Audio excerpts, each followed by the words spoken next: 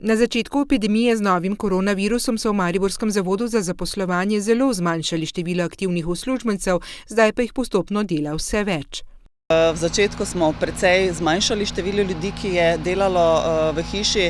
sedaj že povečujemo, nas je skoraj da tretjina vseh zaposlenih na območni službi Maribor na delovnem mestu.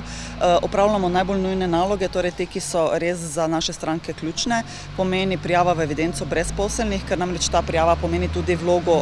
oddajanje vloge za denarno nadomestilo in priznavanje te pravice, torej zagotavljamo materialno pravico in pa hkrati tudi izvajamo vse aktivnosti v zvezi ukrepi aktivne politike zaposlovanja, da osebe, ki so bile vključene v ukrepe aktivne politike zaposlovanja, dobijo tako v marcu, v aprilu izplačila. Predvsem to so tukaj udeleženci javnih del, ki so dejansko redno zaposleni in tudi njim moramo izplačati vse pravice. Kljub zmanjšanem številu zaposlenih pa so dosegljivi prek telefona, na spletu, elektronski pošti. Na vseh lokacijah pa imajo tudi kontaktne centre za njihove stranke brezposelne, ki zdaj potrebujejo pomoč. Trudimo se biti dosegljivi, vemo, da je naše poslovanje zdaj nekoliko drugačno, vemo, da je za marsikatero stranko, ki je ne vešča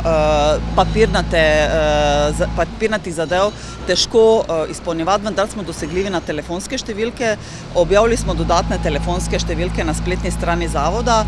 imamo zelo pregledno na spletni strani zavoda, bodisi da zanima iskalca zaposlitve informacije, so vsi obrazci na voljo, vodeni so postopki, kako se prijavite, prav tako za delodajalce informacije, dosegljivi smo na kontaktnem centru,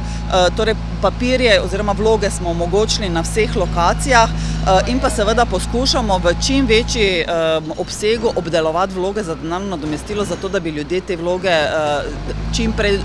dobili odobrene oziroma dobili izplačila, saj se zavedamo, da je stiska predvsem materialna pri marsikomu lahko velika. Delajo pa seveda še vedno tudi z upoštevanjem vseh predpisanih zaščitnih ukrepov.